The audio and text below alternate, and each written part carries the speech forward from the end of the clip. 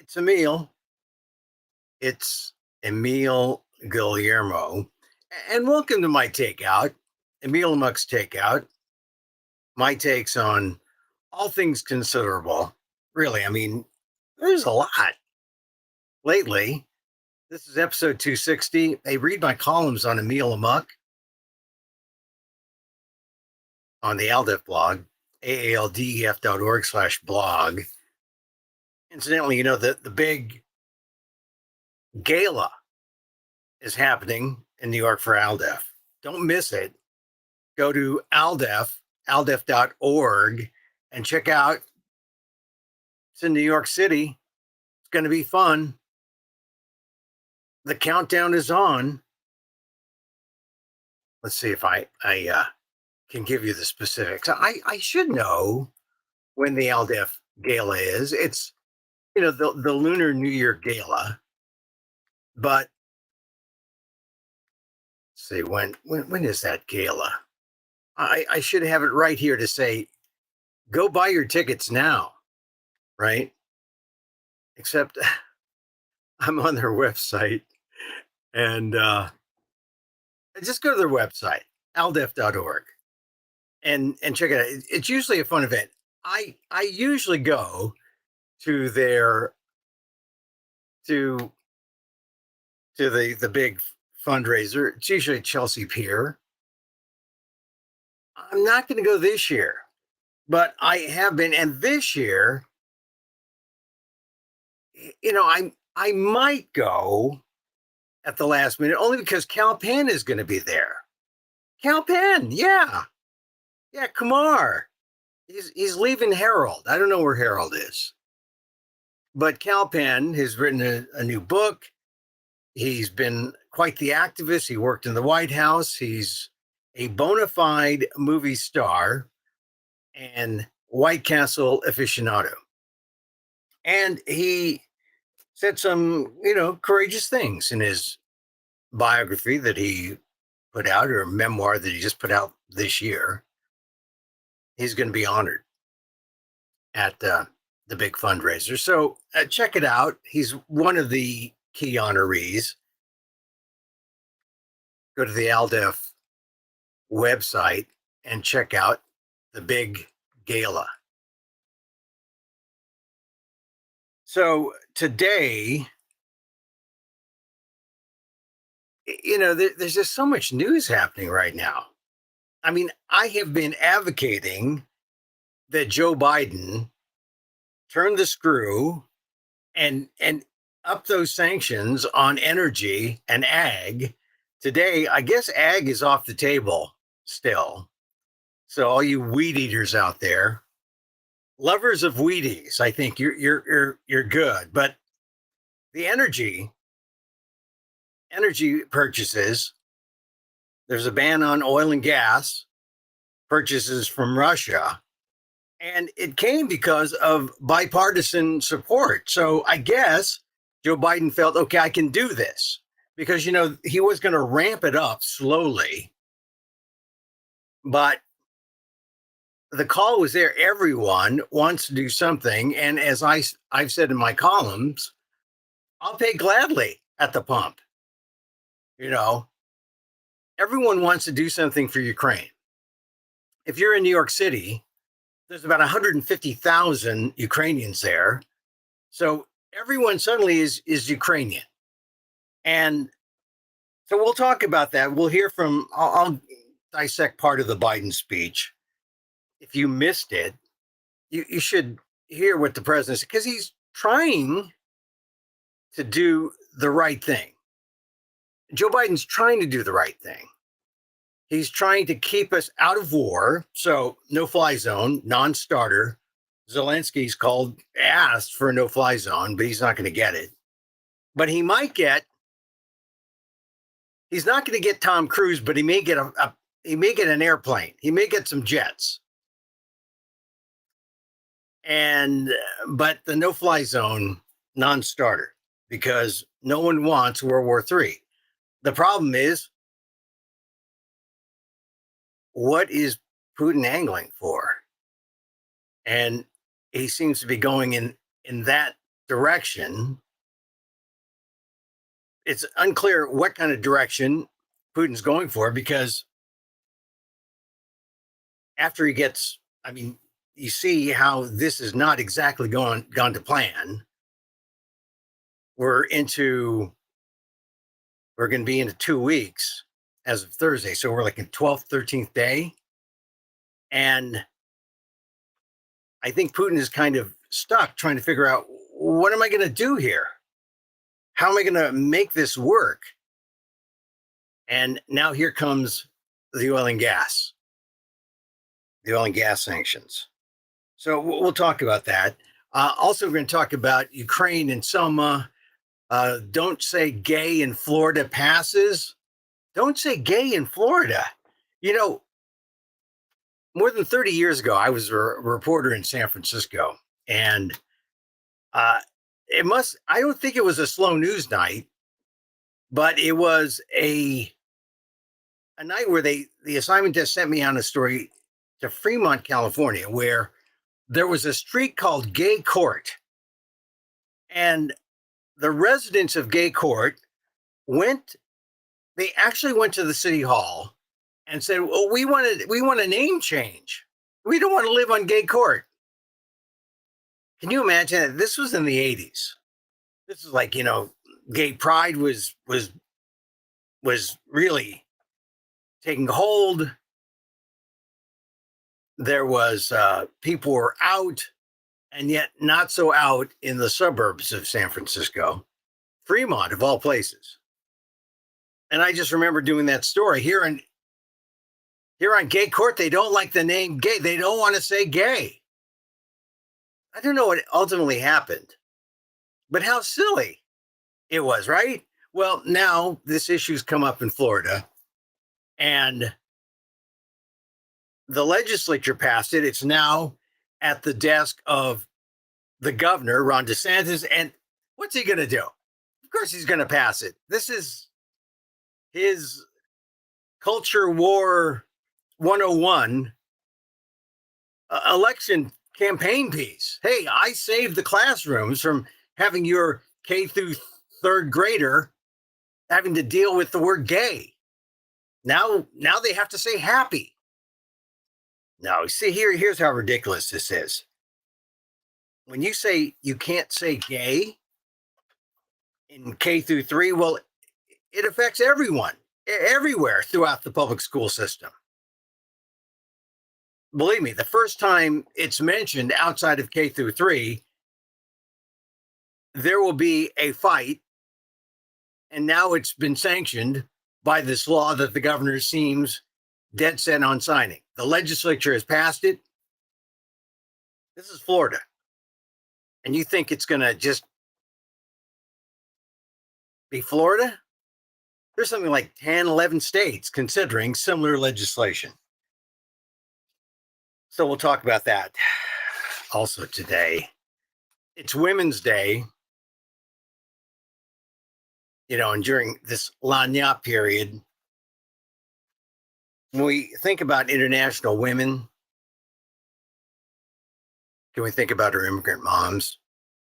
I mean, I was wondering about that. Is it like International Women's Day? Like, so who do we honor all women everywhere? Or, oh no, let's go closer to home. Let's go to mom. And I'm looking at the news though, and I'm seeing the women in Ukraine and what they're doing for their children, for their families. And then the husbands going up to the border, dropping off mother and children, emotional farewells at the border of Poland and Ukraine, border of Romania and Ukraine, seeing some train stations. It's just heartbreaking. But now, International Women's Day, during Women's History Month, got to think about those women. They're making history. They're keeping the family together. who knows how we get out of this humanitarian crisis. Already 2 million people fleeing Ukraine. So of course I'm watching the news. I'm thinking about these women and what they're doing, and then it comes back down right here. I see a woman doing extraordinary things in the name of family. How can you not think about your own mother, your own immigrant mom? And I've talked about my mother a lot on this show before, and I don't talk about her enough. I talk a lot more about my dad in my one man shows. I talk a lot more about my dad for some reason. But when it comes down to, well, when when the moment of crisis came, who did I turn to? What was the word that I cried out when I was in need? Mom. So it was mom. And I'm working up a new version of my Amok monologues, and I'm trying to be more mom oriented. Probably the new version will come out in probably in April. Maybe in time for, certainly in time for Asian American Heritage Month. But thinking about my mom, it's funny. I woke up this morning. I was thinking about my mom, and I was thinking about another Filipino woman whom I met in the '90s in Washington D.C. when I was doing a story, some kind of story on Asian Americans. I was working for a cable station in the DC area. I was anchoring on the weekends, reporting during the day, and I met Pasita Abad. And I don't know if you know Pasita Abad. She's a an internationally famous artist. She was remembered in a Google, one of those Google things, when you on the Google site, a Google Doodle, I guess they call it. Yeah, about 2 years ago, she was a Google Doodle. And Pasita Abad, I met, and I remember going into her home with my crew, one man band, the camera guy, and me. And her home, where we interviewed her, was just filled with this fabulous art. The colors, the size. She had these walls that were, high ceilinged home that essentially was a museum for her art. Pasita Abad. She's known for a kind of art where she inserts fabric into the canvas, and her bright colors and that, inserting of some kind of bulk, it, it gives her painting a three-dimensionality. This is what art scholars say. I just think I just woke up this morning thinking about Pasita Abad on International Women's Day. And of course, she has an interesting story. Her mother and father were were essentially chased out of the Philippines because of the Marcos dictatorship, which is kind of a link to, all this autocracy that's going on now with Putin. Well, the Filipinos, Asian Americans, we've experienced a lot of that in our lives. So it's just funny how, the mind works, that you're thinking about these things. So just check out a Pasita Abad. If you don't know her, you should. A world class, talented artist, Filipino. And I had the privilege of meeting her in the '90s. Just thought about her as a woman to think about on International Women's Day. I think that's what this day is, right? It's part of Women's History Month. So, one other quick note at the top here, story on Lowell High School. I was reading through the latest New Yorker, and the New Yorker just goes. It's a lengthy article about how these exclusive schools are now non-exclusive and how they're letting everyone in, and how it's tough for some, but now it's up to the teachers, right? It's up to the teachers and the parents to work together to help the student feel good about being there. And so the student succeeds. And however long it takes, right? I mean, Lowell is no longer the elitist, everyone's going at breakneck pace to learn all this academic goodness. Now it's like it's up to everybody. Everyone has access. But it's going to mean everyone's going to have to work harder to assure that no one is left behind, right? To use that old adage from the past.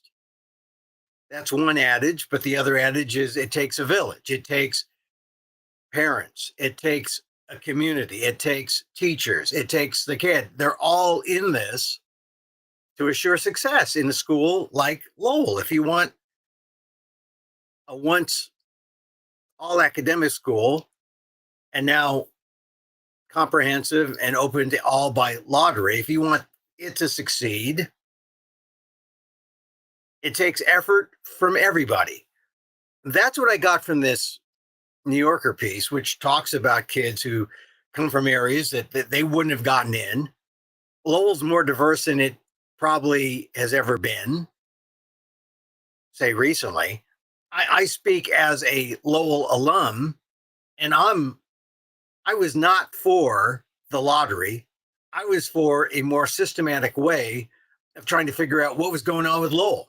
How do you make Lowell better, or how do you make the school district better to serve people who are from underprivileged backgrounds, so that you don't take away this thing called Lowell, which was kind of the jewel of the school district for everybody, rich and poor, just everyone who was academically adept, prepared, or just able to deal with the school as it was. I think that's why I wanted to see it continue to succeed, because it did work. There were caring teachers, and the kids who were in position to go to Lowell, like myself, I consider myself, I was grateful to have the opportunity to go to Lowell. And I was grateful that I had that, because I could not afford my family. There was no way my family, renters in the city, living on SSI, there's no way they could afford private school. It was an opportunity for me. So I loved Lowell. I just know that it, if you want to fix Lowell now, it's almost impossible, because if you want to really try to figure out, well, why isn't Lowell more diverse? Why aren't there kids from underprivileged backgrounds who are prepared and can deal with Lowell as it exists now? You've got to go way back, K through 8. You got to figure out, well, what happened back there? What happened with the educational system back there? You got to figure out, what about segregation and housing? And what about inequities in and jobs in the labor market? I mean, it all is interconnected. And which is the right way to deal with something like educational inequity. You go back to the source and try to build back better, as they say. But no, they got to figure it out right now, and they got to figure it out for the kids now. And essentially, they just throw kids in the lottery system to say, here, we'll give you an opportunity.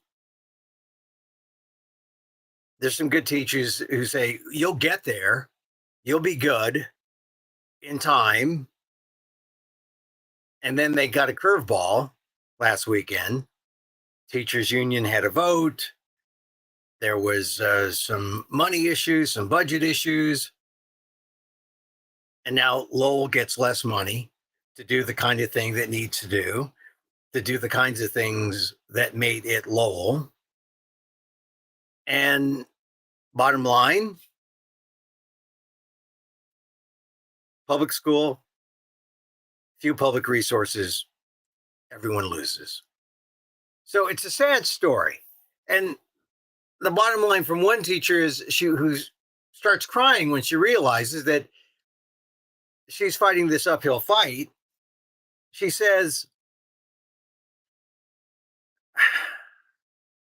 she's trying to keep from looking at the students who they just admitted on a lottery system, and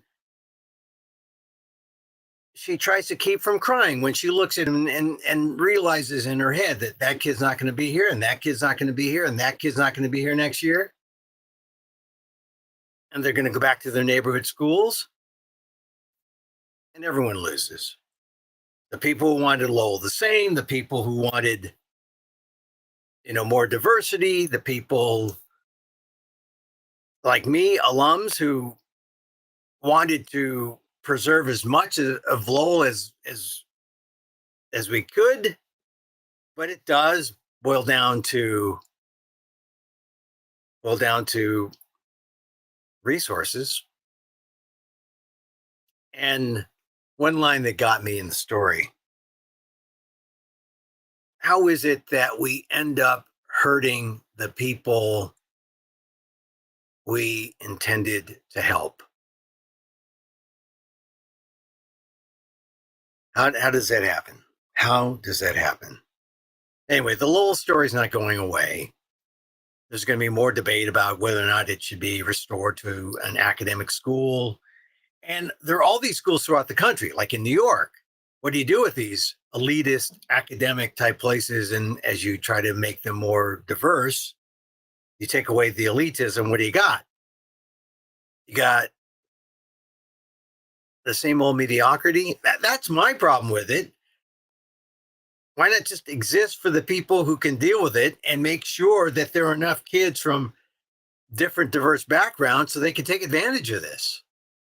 Anyway, we're not going to solve it here, but I thought I would weigh in because this is a story that Asian Americans were keen about, because the school's overrepresented by Asian Americans. And so it's seen by many as Asian American loses its place is taken up by a Black or Latino or someone else. And suddenly we're back to this zero-sum game and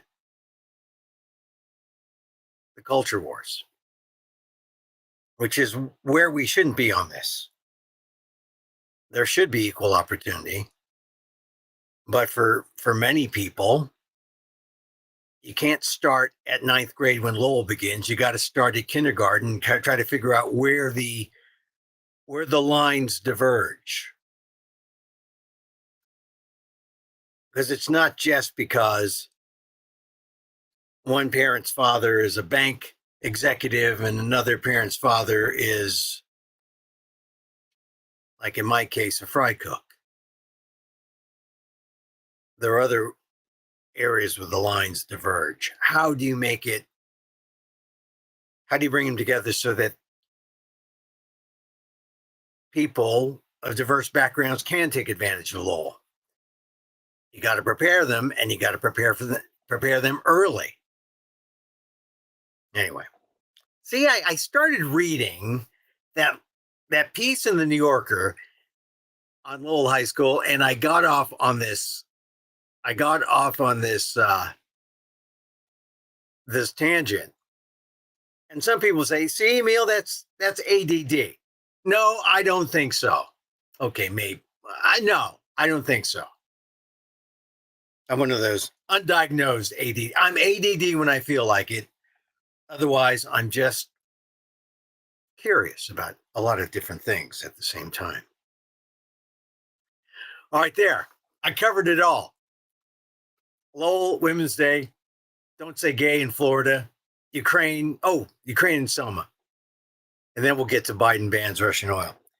Yesterday, I talked about Kamala Harris, and she was at Selma, and she was great. Look, I like Kamala Harris. We've had our differences in the past when she was just a district attorney, and I was just a what was I? I was just a mild mannered columnist for an ethnic rag. But no, I like her though, and I want to see her succeed. She was at Selma. She was representing Asian Americans there at Selma. She because African American, South Asian, speaking out for voting rights, and I'm sure the voting rights is back on the agenda, although it's not going to get much play. But we got to talk about it as much as we can. The closer to Bloody Sunday we are, and this is Tuesday now. Bloody Sunday, 57th anniversary of the day that John Lewis and other protesters went up there to the Edmund Pettus Bridge at Selma and then got their heads bashed in. They were advocating, they were they were they were protesting for voting rights. And because of that Bloody Sunday, it gave leverage to a white Southerner named Lyndon Baines Johnson to get voting rights initiated and to go before joint houses of Congress in 1965 to say, we need to get this done. Check out my columns, ALDEF, Asian American Legal Defense and Education Fund.org/blog. No, it's important. All right. So I played a bit of Kamala Harris yesterday, catch show 259, and hear what Kamala had to say. But here's the thing that Kamala really didn't do. It really is a matter of tone, and it was really a matter of connecting the biggest story in the world with what's happening in Selma and what's happening here in the United States. And that is, here, how do you connect voting rights with what's going on in Ukraine? And there was a speaker at Selma. You didn't really hear about her in any of the news stories. I happened to catch a video of the entire thing. And so she spoke early, which was like a full hour before Kamala Harris came on. And most people just, they didn't even go over as much of the speech as I went over yesterday. But Latasha Brown represents Black Voters Matter. And here is a woman who was able to connect what's happening in Ukraine with voting rights and what's happening here in America, our American democracy. Because you want to talk about the existential fight for democracy that's happening in Eastern Europe. It's an existential fight that's happening for democracy all over the world, even here. This is Latasha Brown.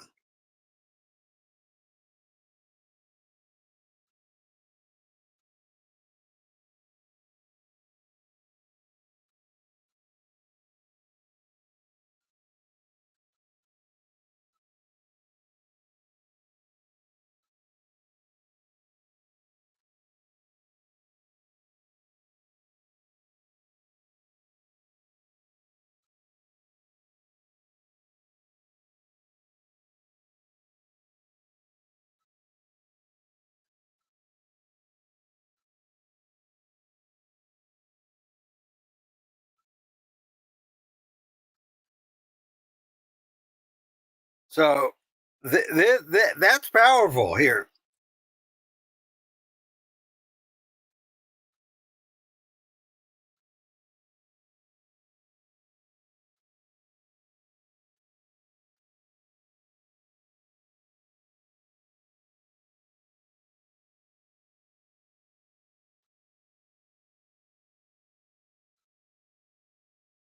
A vision.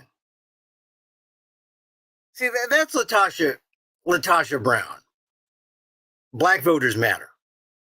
And she was like the second speaker up at the Selma thing, like a full hour before Kamala Harris goes on.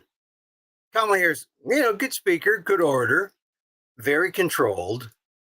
But this is a woman here, like I said, she she put it together with a certain fire and passion about how this self-determination that they're fighting for in Ukraine and what we're fighting for here in terms of voting rights and the fight to restore voting rights.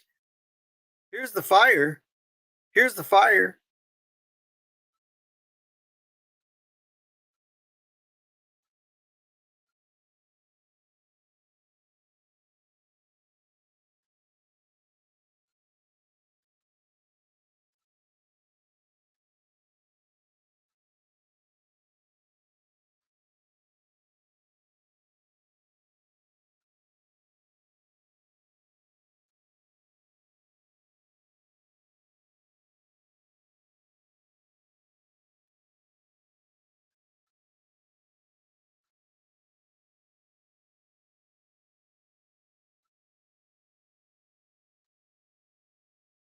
Connect the two. I'm telling you, I heard that and I say, oh, hallelujah. Someone gets it. The fight for freedom in Ukraine is the same as the fight for fair districts in New York, fair districts in North Carolina, which the justices, to their credit, have upheld. I mean, there are a number of gerrymander or district redistricting cases that have been upheld for the good, but this is just the beginning of the fight, and the fight extends not just through redistricting and gerrymandering and that kind of thing, fighting that. In the one of the Voting Rights Act laws, there's or acts proposals. There is a method in which to really take population growth and make sure that it mirrors the districts that are used by Congress. It's important because you get these gerrymandered districts where you got all these Asians and then you got them all spread out. They've like cut up the districts and it looks like a shape that I don't think Pythagoras could figure out what this shape looked like. I mean, it's like this is how political gerrymandering came to be, where people in power create districts that end up looking like single cell animals, a paramecium or an amoeba or something. They don't look like the districts we live in. And we need something like that. That's part of the voting rights fight. And then, of course, the John Lewis Act is all about restoring federal oversight on districts that will make changes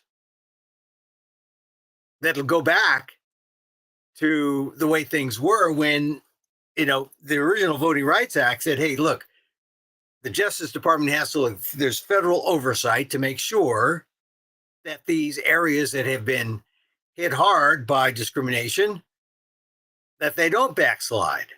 So we need all, the two laws in the voting rights package. We need those passed again. And maybe, like Latasha Brown here says, and I believe if we see how we're linked with the fight in Ukraine for their freedom, for their democracy, for their right to self determination, you see how we got a similar battle right here. right here in the US of A. So now let's talk about Joe Biden, and let's talk about his oil and gas. Because I swear, I mean, I didn't think it was going to be this. Not that it's easy, right? I write a column, and you figure, well, all right, it's going to take a while, but no, it didn't take hardly any time at all. I think the first time I saw it expressed, I expressed it last week. Then people started talking about it in op-eds. I heard something on Saturday talking about, okay, oh, they're going to consider it, and now it's just it's happened. President Biden.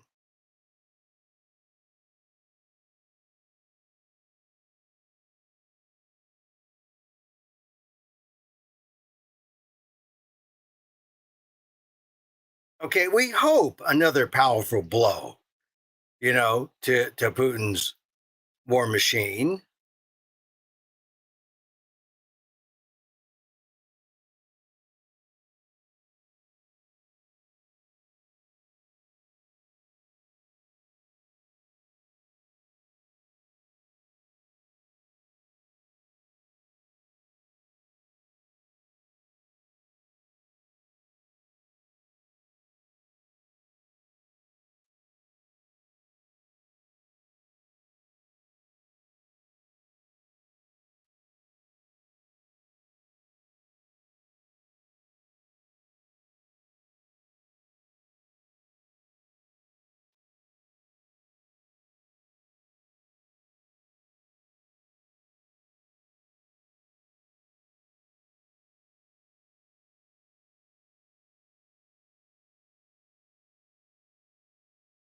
So we can afford it.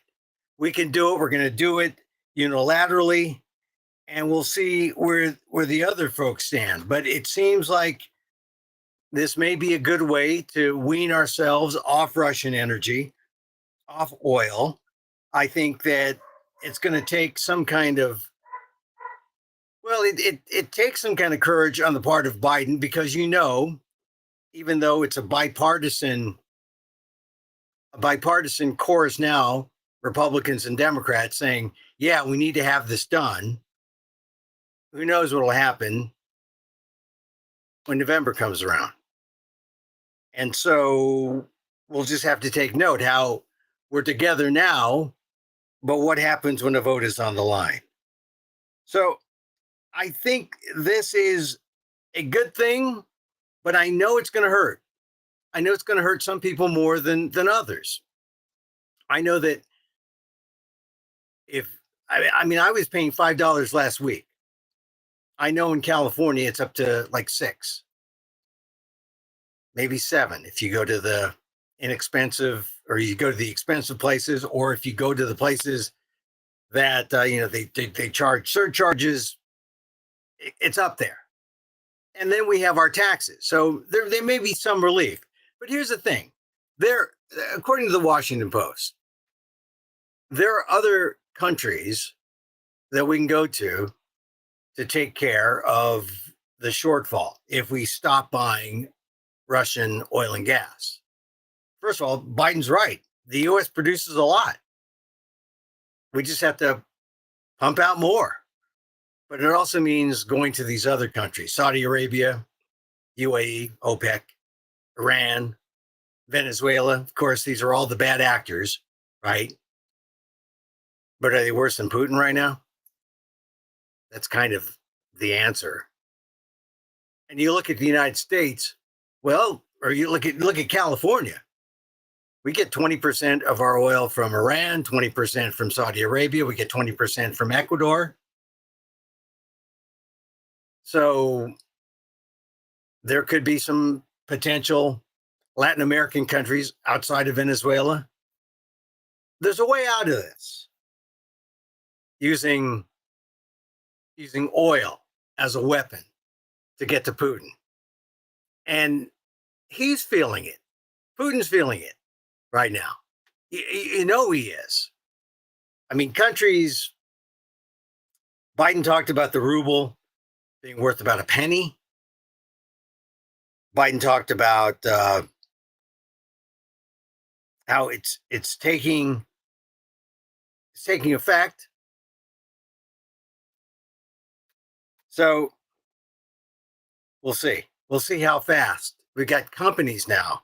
McDonald's pulling out. Remember, we were talking about the foreign minister of Ukraine said, hey, McDonald's, Starbucks, they're still operating here. And for a lot of companies, American companies, they had Russian people. I mean, they a lot of the companies turned the corner when they hired Russian instead of bringing Americans over there to work. So now this is really hurting the Russians because McDonald's is closing, like, they have 800 outlets in Russia. And it's going to hurt Russia more than it hurts McDonald's. But another interesting thing in the Washington Post said the idea that what do they really think in Russia?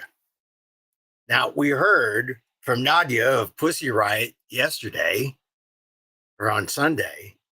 She was on one of the Sunday shows where she said, people in Russia are against the war. More people in Russia are against the war. Yes. But here's this new poll out. 58% of the Russians support the invasion, with just 23% opposed. 58% of Russians. That's what's propping up Putin. So we got the businesses pulling out. We got the end to the oil and gas purchases. Now it's going to be up to the other countries. China, is China going to do something? They buy about 2.3 million. 2.3 million barrels per day. Russia's total oil exports, 7.2 million barrels. So we'll see what happens. We got to cross our fingers because this is what we can do as a peaceful, well, if you're prone to peace, well, we don't want war. Right? This is almost exactly the same thing. If you look to the whole parallel with the Voting Rights Act in Selma 57 years ago, 1965, what was the parallel?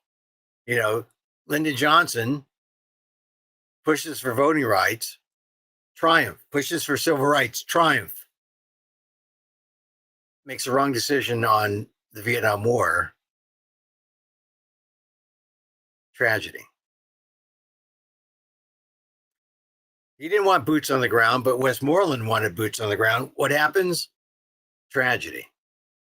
So Biden is treading carefully, trying to do everything he can not to go to war.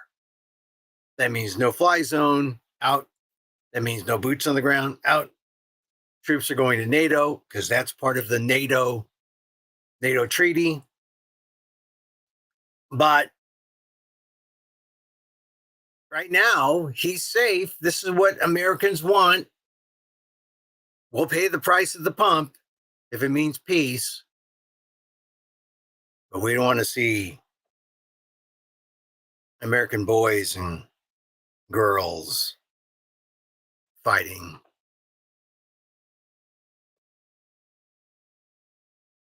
That's sort of kind of the standard, I think. We have a taste for only so much, not for war.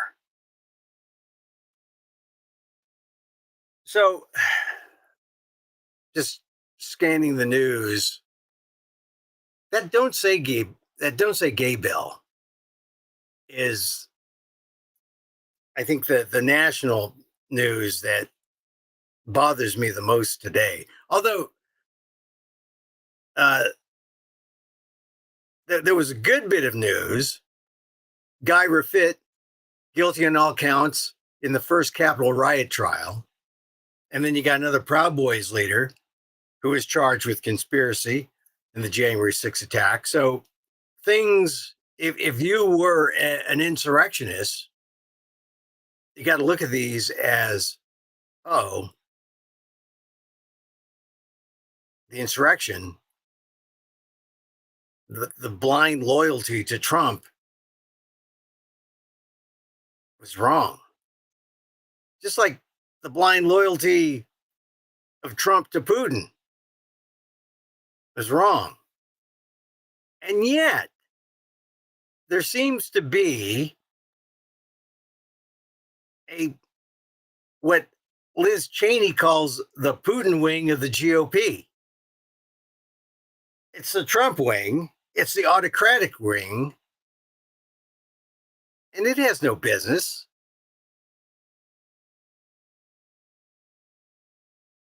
I mean, it's not. They can speak their mind, but that's not America. The autocratic way of Putin, that's not democracy. So,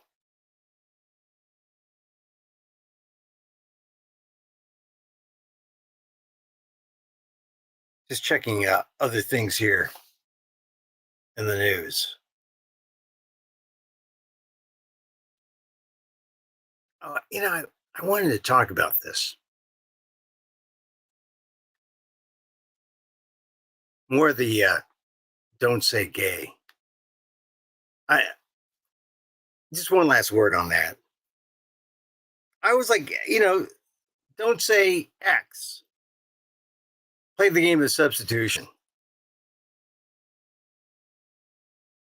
You go down that slippery slope. Don't say gay. What's next? Don't say Asian. Don't say black. Oh, that's critical race. That's the all anti-critical race theory thing. I think that's the thing to fear. That once it goes that way and you're saying, look, we can't teach this K through 3. Oh, what other things aren't we going to be able to teach? And who's going to decide? That is the scary thing about Don't Say Gay.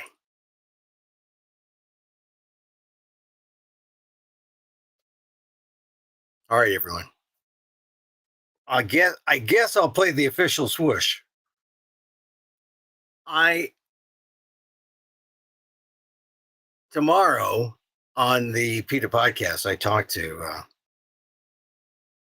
a woman who's heading the operation in Germany, PETA Germany, the rescue of dogs, other animals, possibly zoo animals in the Kiev zoo that have some animals that. What do you do when the zoo is burned down? And we're not even talking about all the farm animals. I mean, Ukraine's a big farming community. I mean, the crisis for 2 million refugees,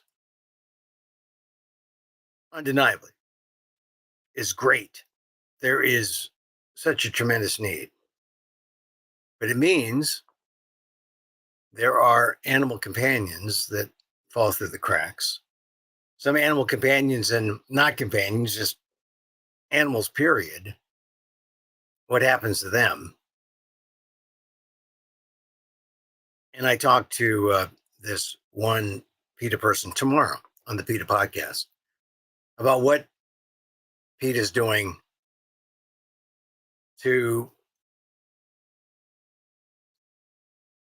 try to do its small part to make a difference in a world that does not make sense. All right, so that's tomorrow, show 261. In the meantime, regular listeners of our show know that you get to this part and you know this is where we, if you're feeling kind of uneasy about things or you feel like you don't belong. Like sometimes I felt when I was at Lowell High School. I mean, I feel for those kids who were, you know, they know that, hey, you want to go to Lowell because it's the place to be, right? It's where the smart kids go. I'm going to be a smart kid. Oh, I'm not as smart, but you win the lottery and you go to Lowell and it's great. And you get there and there's no help and there's no one reaching out. They let the door in and that's all they do. The door is open, but it's all up to you.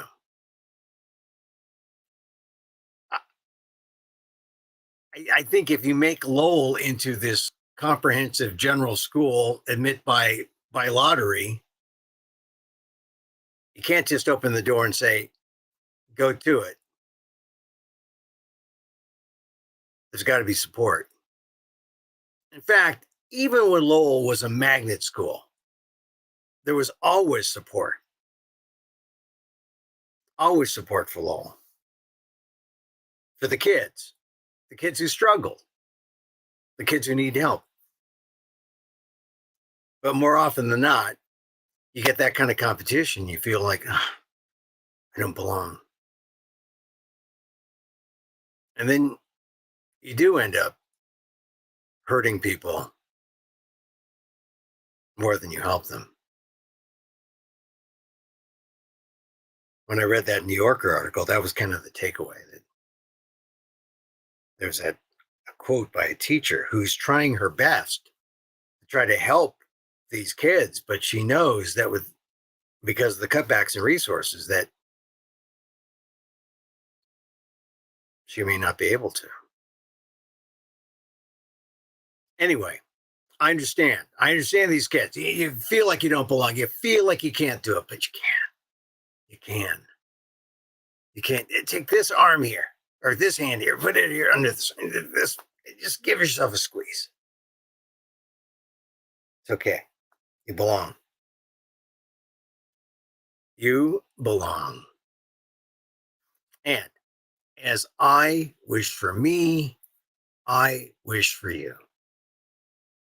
May you be safe. May you be happy. May you be healthy.